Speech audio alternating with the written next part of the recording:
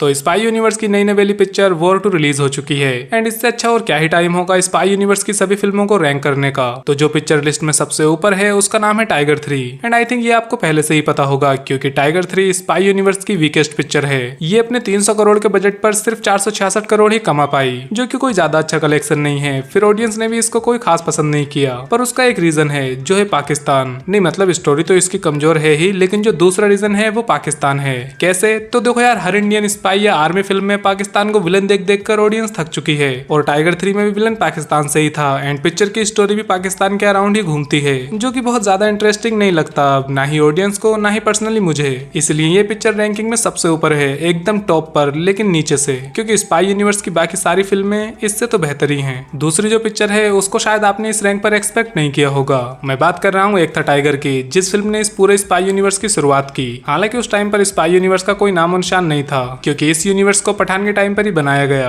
अब एक था टाइगर को मैंने इस पोजीशन पर इसलिए रखा है क्योंकि ये पिक्चर नहीं थी ज्यादा अच्छी, मगर बुरी भी नहीं थी, बस एक ठीक ठाक फिल्म थी, कोई मास्टरपीस नहीं थी ये। इसके IMDb रेटिंग भी चेक करो तो वो भी बस 5.7 ही है, मतलब कि बस एक एवरेज पिक्चर थी ये। वैसे तो स्पाई यूनिवर्स की मोस्टली फिल्में एवरेज ही हैं, लेकिन एक था टाइगर के इस पोजीशन पर होने का एक रीजन और है, जो है एक्शन सीक्वेंसेस। अब देखो, स्पाई यूनिवर्स की mostly movies totally action packed होती हैं, जिनमें एक्शन सीक्वेंसेस भरे हुए होते हैं और लव स्टोरी तो इनमें बस नाम के लिए ही होती है थोड़ी सी। लेकिन एक था टाइगर के केस में ये उल्टा है, यहाँ एक्शन सीक्वेंसेस तो जो कम है वो हैं, प्लस इस पिक्चर का मेन फोकस लव स्टोरी पे था। हाँ, टाइगर और जोया की लव स्टोरी, जिनको ना इंडिया एक्सेप्ट करता है और ना ही पाकिस्तान, तो इनको फिर दोनों देशों से ही बचना पड़ता है। बस यही कुछ मेन रीजन है इस पिक्चर के यहाँ होने के। चौथे नंबर पर जो फिल्म है उसको इस पोजीशन पर रखना शायद कुछ लोगों को पसंद ना आए, क्योंकि ये पिक्चर अभी अभी रिलीज हुई है। Yes, I am talking about war 2। हाँ, ये मूवी भी नहीं है बहुत ज्यादा अच्छी, और जिस हिसाब की इसकी हाइप थी वैसी तो बिल्कुल भी नहीं है। मतलब यार, इसका CGI VFX अच्छा नहीं लगता, कुछ जगह तो बहुत ही गंदा लगता है और कुछ जगह ग्रीन स्क्रीन भी साफ पता लगती है।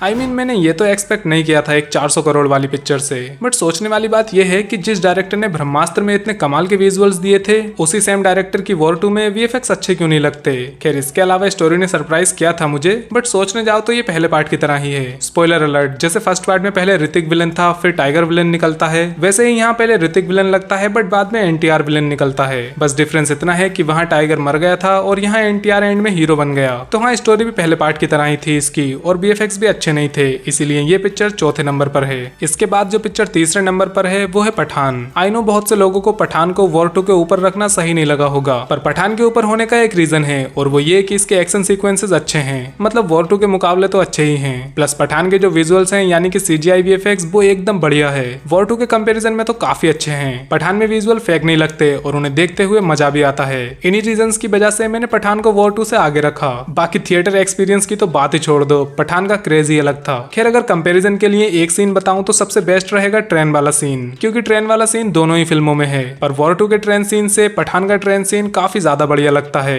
एक्शन वाइज और क्वालिटी वाइज दोनों तरीके से, जबकि पठान का बजट बस 250 करोड़ था। आई थिंक इतने रीजंस काफी होंगे ये बताने के लिए कि क्यों पठान ये रैंक डिजर्व करती है। बाकी कुछ चीजें खराब थी इसमें भी, जैसे वही एक पाकिस्तानी एजेंट का एक इंडियन स्पाई से प्यार करना, just like tiger and Zoya. तो हाँ, कुछ चीजें यहाँ भी अच्छी नहीं थी। दूसरे नंबर पर जो फिल्म है उसका नाम है टाइगर जिंदा है। हाँ, अपने भाईजान की पिक्चर एक था टाइगर का सीक्वल। ये फिल्म इस पोजीशन पर है क्योंकि इसमें सिर्फ बिना मतलब के एक्शंस नहीं ठूसे गए हैं, बल्कि यहाँ पर एक्चुअली फील होता है कि टाइगर एक जासूस है, क्योंकि इस पिक्चर में एक टेररिस्ट ऑर्गेनाइजेशन को खत्म करते हुए वहां से लोगों को जिंदा भी निकालना है। तो यहाँ जासूसी वाला थ्रिल भी है, एक्शन सीन्स भी हैं एंड स्टोरी भी सही है, जिसकी वजह से मैंने इसको सेकंड पोजीशन पर रखा। टाइगर जिंदा है अराउंड 130 करोड़ में बनी थी और इसने 565 करोड़ का कलेक्शन किया। एंड एक बात याद रखना कि उस टाइम पर स्पाई यूनिवर्स नहीं बना था, तो इसने जो भी कलेक्शन किया वो भाईजान के और अपनी स्टोरी के दम पर किया। तो हाँ, मेरे हिसाब से ये पिक्चर सेकंड पोजीशन डिजर्व करती है, क्योंकि इस पिक्चर में इमोशंस और एक्शंस का कॉम्बिनेशन बढ़िया था। अब फाइनली इस लिस्ट की आखिरी फिल्म जो कि फर्स्ट पोजीशन पर है,